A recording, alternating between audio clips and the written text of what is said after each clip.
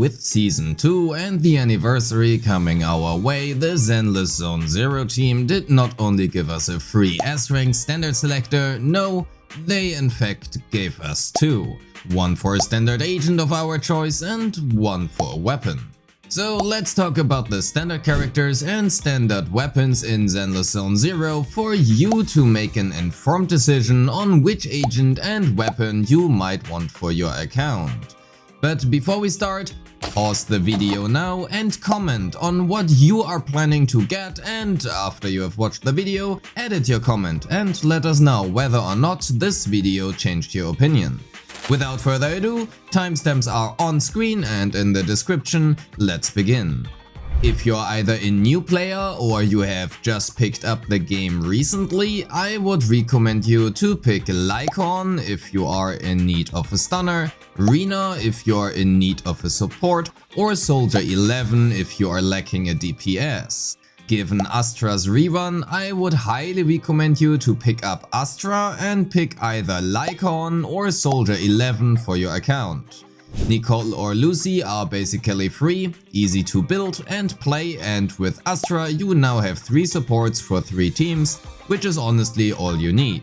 As a new player, you also have the 300 pity standard selector still available to you as well, which you can use to get whoever else you are missing or didn't pick before, again, namely Lycaon or Soldier 11. In theory, Collider is an okay pickup as well, but with Jufufu coming up, I would recommend you to pick up her and get Lycaon instead of Collider, as he is a much more versatile and honestly just stronger stunner. Speaking of very versatile, I would also highly recommend you to pick up today's sponsor, ldshop.gg. LDshop is a safe and reliable top-up site for your favorite games such as Zenless Zone Zero, Honkai Star Rail, Wuthering Waves or Genshin Impact. Created by LD Player, LDshop offers you affordable prices, even up to 25% off through official ways, and does not require any account credentials. Your server and UID are enough. LDshop is trustworthy, provides a fast delivery within minutes, and as you can see by the huge amount of positive reviews, is also safe and reliable. With Yijuan and more importantly the top-up reset being here, claim your big deals today on ldshop.gg and get yourself some hot and juicy Yijuan. Spend over $80 and you will also gain VIP membership, which can reward you with a free Internet membership in-game. Go directly to ldshop.gg using my link in the description or the pinned comment and save money today. 2.0 is right around the corner, and using my link you will receive a 15% off and a 5% off coupon. Thank you LDshop for sponsoring this video, and with that, back to the video. As for the Vengeance selector, ZZZ has great, even craftable A-rank weapon options available for both stun and anomaly characters. Piper makes great use of the craftable Vengeance Weeping Gemini or her signature weapon, and both Fossilized Core and Steam Oven are good free-to-play accessible craftable options for stun agents, with Hellfire Gears often just being a side grade to those options. The Restraint and Steel Cushion are both not that great of a choice, and while Fusion Compiler can be good, it is usually more difficult to handle on a lot of anomaly characters, which is why I personally would recommend you to choose either the Brimstone or Weeping Cradle. The Brimstone is a great and very versatile weapon choice for Sujuan, Soldier 11, Billy, Nekomata and Corin, and can also even be used with Anton, Alan and Hadomasa to a fair extent as well.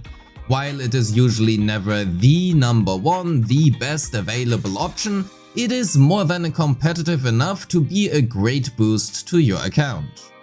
While great A-rank support weapons exist with Kaboom, the Vault, Bashful Demon and also the Battle Pass weapon Unfettered Game Ball, all of these weapons are either locked behind RNG in the gacha banner or are only available via the Battle Pass, which leaves you with close to no other support weapons available. Well, you know, free one or accessible ones that is. Like, Quite literally, there are only 5 support A-rank weapons in the game. While I would not deem Weeping Cradle a great long-term investment, it is a good weapon choice for Nicole when you are starting out and can help you clear Shio defense and Deadly Assault a little bit earlier. Again, I do want to mention, I think you actually get 1 copy of Nicole's weapon for free when you are starting out, but that would still mean you are missing 2 other support weapons, so Weeping can be a valid choice here. But again, it is only for a short-term investment. TLDR being, choose Brimstone if you are in need of an attack vengeance and Weeping Cradle if you're lacking support weapons. Personally, I would prioritize the Brimstone over Weeping Cradle. For everyone else who skipped up until here and is already a seasoned player but not sure who to get, let's talk about the Vengeance, the respective units and their mindscapes. Let's begin with the Vengeance, because we can keep this one shorter for you. Choose Brimstone, or Hellfire Gears if necessary. Weeping Cradle is great for Arena, but outclassed by the Vault on Nicole, Bashful Demon on Sukaku and Astra, Kaboom the Cannon on literally any support ever, and Unfettered Game Ball is an expensive, albeit super good support choice as well. The Restraint is not that fantastic, as other great stun options exist, and Hellfire Gears is one of them. Hellfire is more versatile than the Restraint, and with both being standard weapons, Hellfire is usually the better choice. Well, unless you are a collector, of course. Steel Cushion is basically only usable by Billy, Corrin and Nekomata, and half of the effect is not well accessible unless you have Nekomata's Mindscape 1. Fusion Compiler is an option, but Weeping Gemini exists and is usually at least even or sometimes even ahead of Fusion Compiler with a very few exceptions. Weeping Gemini is also easier to manage as it works by itself and you do not need to take care of the stack management. However, if you intend on getting Miyabi or already have Miyabi but don't intend on getting her signature, Fusion Compiler is her next best choice and hence I would recommend getting it for her in this case. Brimstone is overall just a very great, versatile choice, and again, while it is usually never the best in slot choice, it is usually pretty competitive on a lot of the attack agents. TLDR, choose Brimstone over Hellfire Gears, take Weeping Cradle if you really like Rena, if you really like Grace or are lacking anomaly weapons, Fusion Compiler is an okay choice too, and personally, lastly, I would not recommend the Restraint or Steel Cushion. Now to the agents, because they are just a little bit more nuanced. Some CCs are Hoyo shields, some are Kurobots. I am a Collider shield. Unfortunately for me, however, Jufufu is coming up and she is a fire stunner, which means Collider now got power crept twice. Lovely. While Collider has a great Mindscape too, which allows her to stun enemies insanely fast, by now there are many other great and frankly better stunners available. While Collider is still a good option for Evelyn, Jufufu will likely just be better at her job, and at that point, unless you really like Collider, I do not think using your selector on Collider is honestly still worth it. And the same point kinda applies to Grace. Many other anomaly agents exist and even Piper often outclasses Grace. While Grace got a boost in strength with the release of Vivian, other anomaly characters are better and Grace is somewhat left in one of two spots. Either you just really like Grace or you can use her as a shock bot for Hadumasa or Anton teams. Specifically for the latter, Grace's Mindscapes are actually not that bad, as she can now battery energy to Anton with her M1 and provide faster build up and higher shock and hence also drill damage for Anton with her M2. This is also helpful for Hadumasa, as a quicker build up means less field time on Grace and more field time on Hadumasa, and the electric resistance shred is obviously good for Hadumasa as well. We can keep the tragedy of what happened to Nekomata honestly kinda short. Physical attackers got absolutely shafted in this game so far, and Nekomata has not even been that great to begin with. Low multipliers, a reliance on assaults, which she can barely even inflict by herself, and being outclassed by basically every other physical agent in the game.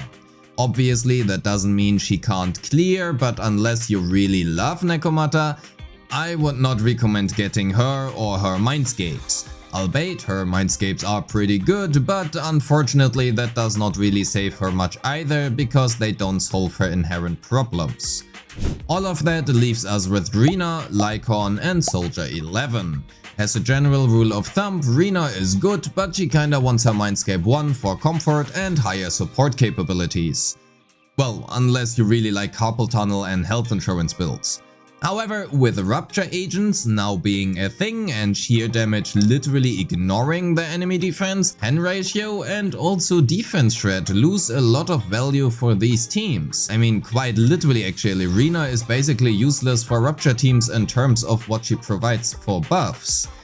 Take that into consideration when choosing her. Obviously, she still works great for other teams. Generally, I would recommend Rina, and I also would recommend getting her Mindscape 1 if you already have her. Lycon is a great stunner, but sadly his best Mindscapes are probably his Mindscape 3 and 5 for the increased days. He does however also only really shine when paired with an Ice DPS, and that means as of right now, Ellen, Miyabi or Hugo.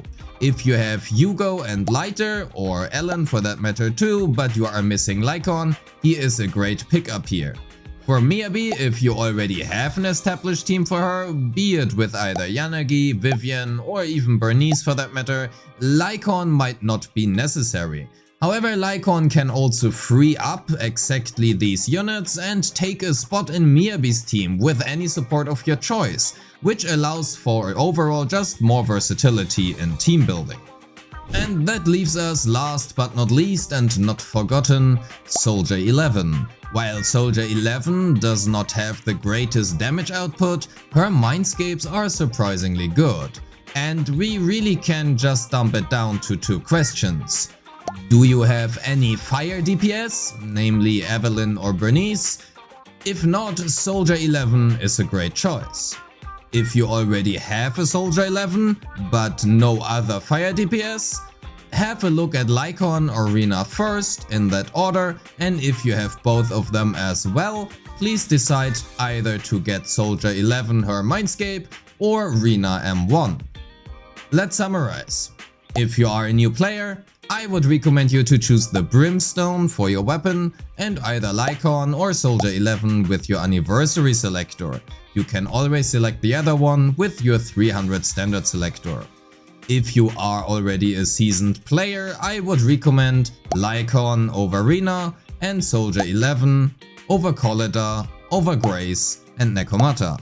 If you already have all standard characters and are now looking at Mindscapes, I would recommend Rina's M1 over Soldier 11's M1 over Lycon, Colida, Grace and Nekomata.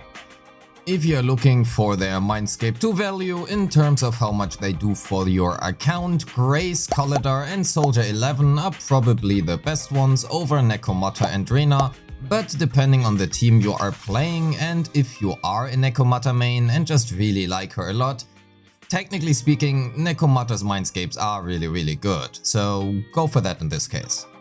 And with that, we are at the end of the video. Thank you so much for watching, I hope this video has been helpful to you. Don't forget to leave a like and edit your comment you surely left in the beginning of the video. I appreciate all of you and I wish you a great day. Peace.